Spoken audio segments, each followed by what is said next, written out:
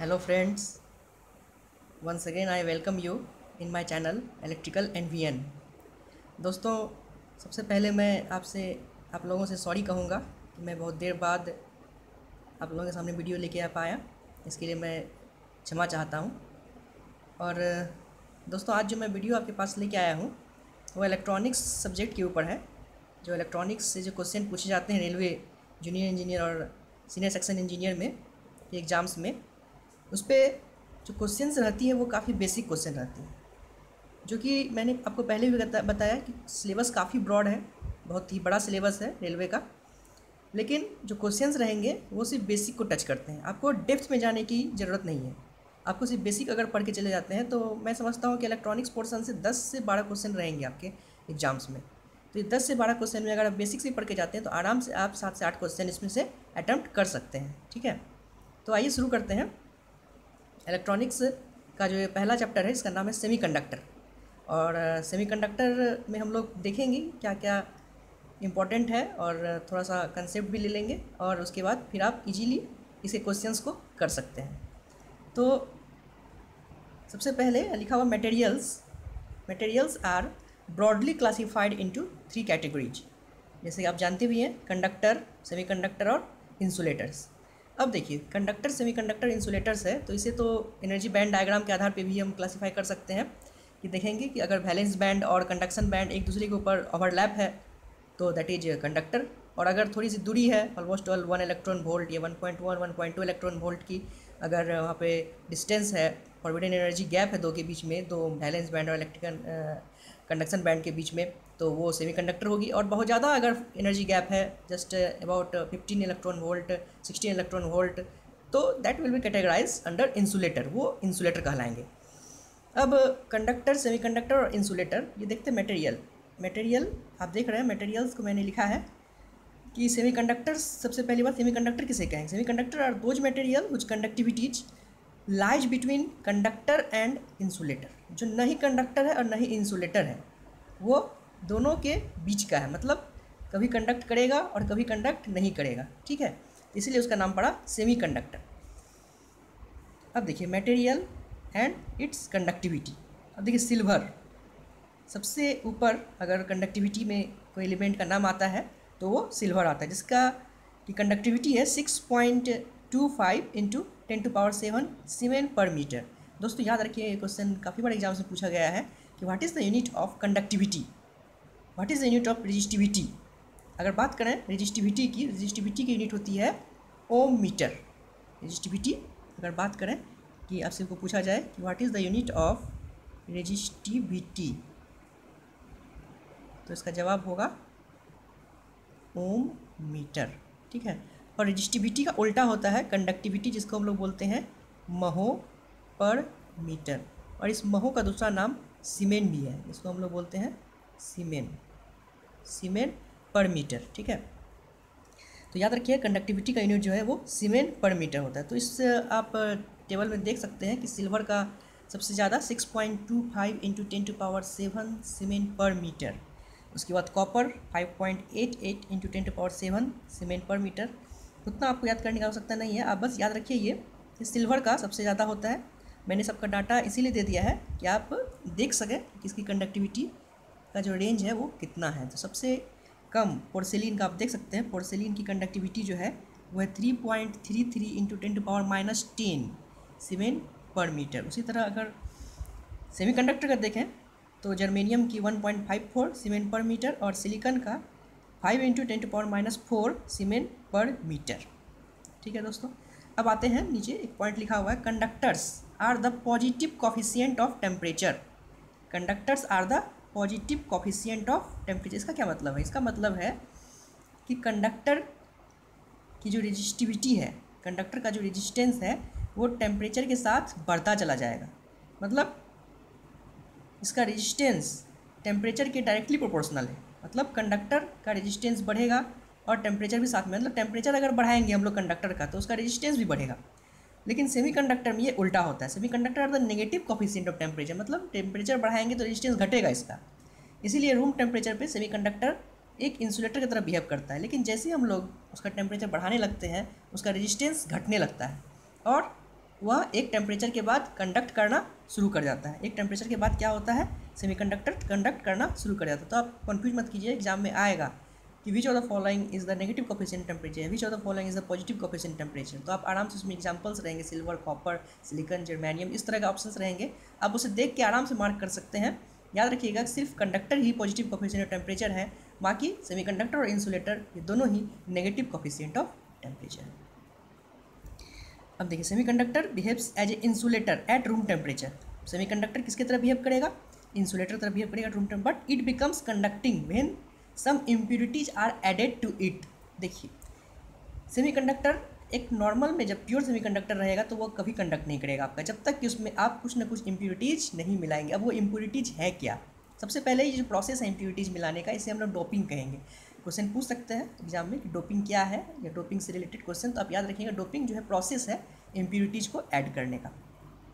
Impurities दो तरह का होंगे, एक होंगे आपका ट्राइवैलेंट इम्प्यूरिटीज और दूसरा pentavalent impurities. Trivalent and pentavalent impurities. Trivalent उसको बोलेंगे, ट्राइवैलेंट इम्प्यूरिटीज हम लोग मेनली उसको बोलेंगे जिसके आउटर मोस्ट ऑर्बिट में 3 इलेक्ट्रॉन हैं, जिसके आउटर मोस्ट ऑर्बिट में 3 इलेक्ट्रॉन हैं, उसको हम लोग बोलेंगे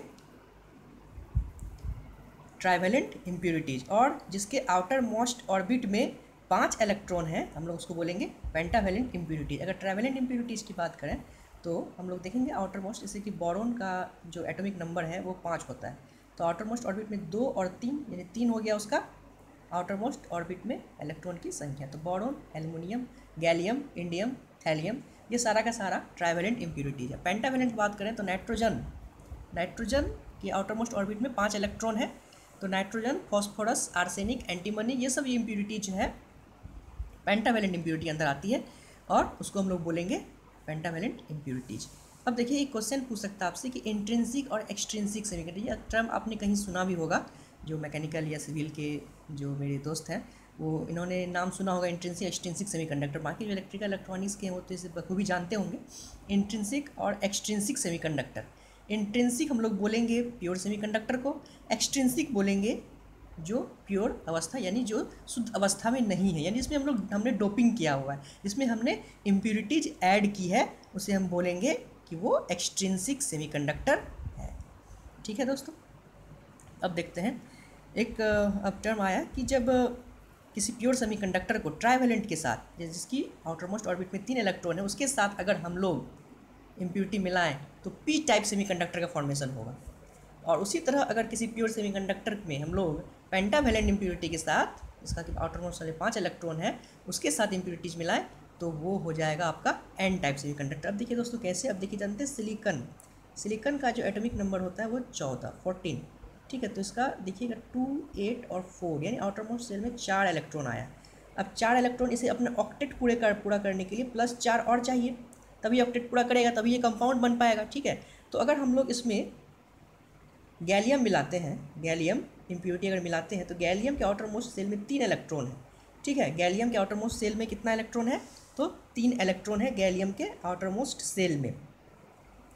अब दोस्तों जब 4 और 3 मिलेगा तो 7 बचेगा।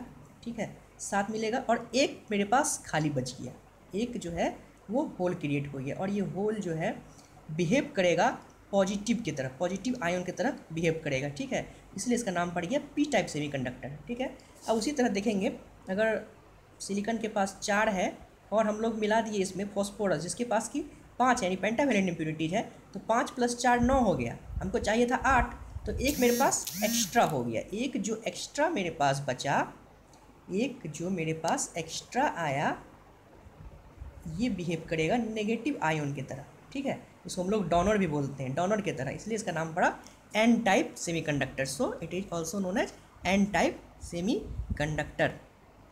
अब देखिए हम लोग पी टाइप और एन टाइप को जब कंबाइन करेंगे एक साथ, जब हम लोग उस दोनों क्रिस्टल को एक साथ कंबाइन करेंगे तब जाके फॉर्मेशन होगा एक पीएन जंक्शन का, एक पीएन जंक्शन का। अब ये दोस्तों एक बार याद रखिए, क्वेश्चन काफ़ी एग्जाम से पूछते हैं कि पी टाइप, जैसे आपने मैंने बता दिया, पी टाइप जो है उसमें होल्स की मेजोरिटी रहेगी और इलेक्ट्रॉन्स उसमें कम रहेंगे। ठीक है, पी टाइप में होल्स की मेजोरिटी रहेगी, पी टाइप जो है उसमें जो है आपका वो पॉजिटिव आयन ज़्यादा रहेगा, जो होल जिसे हम लोग होल्स कहेंगे, होल जिसे आपने देखा यहाँ पे होल बनाया भी गया, और उसी तरह अगर हम लोग बात करें एन टाइप में, तो एन टाइप में क्या आप देखें आपने कि एक इलेक्ट्रॉन बच गया, तो इसमें ये नेगेटिव आयोन्स की अधिकता रहेगी, यानी इलेक्ट्रॉन्स की अधिकता रहेगी, ठीक है।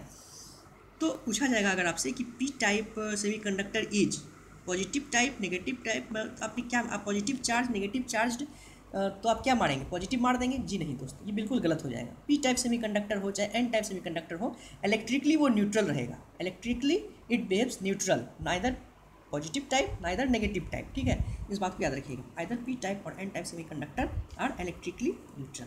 अब पी एन जंक्शन में आते हैं।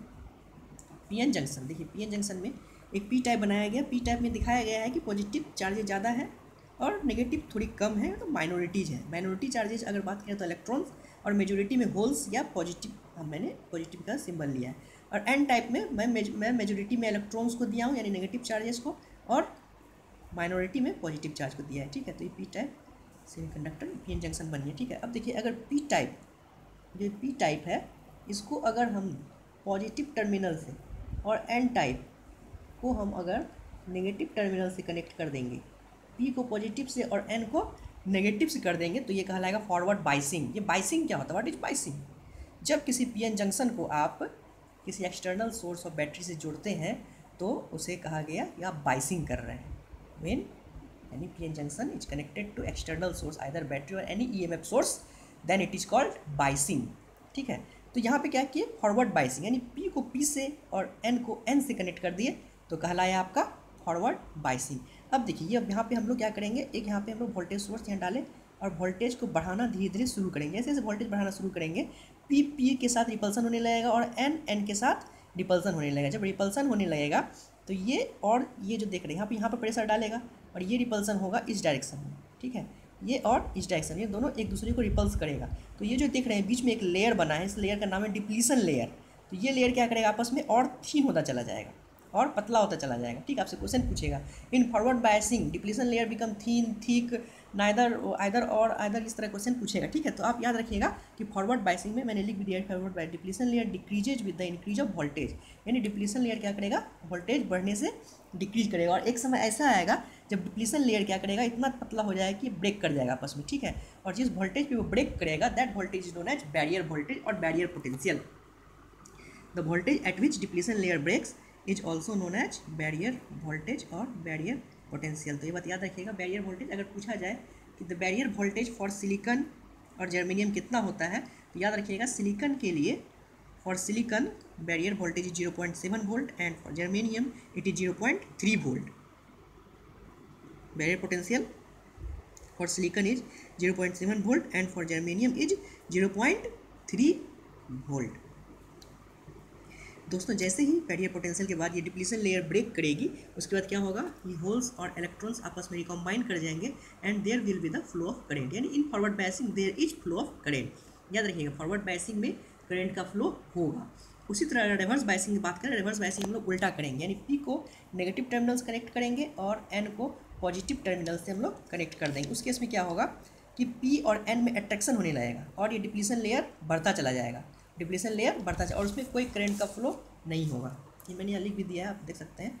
In reverse when P side is connected with negative terminal and N side is connected with positive terminal, then it is reverse biasing. Depletion layer, depletion width increase, इसमें depletion width बढ़ेगा और current का flow इसमें नहीं होगा, current का flow नहीं होगा इसमें, ठीक है।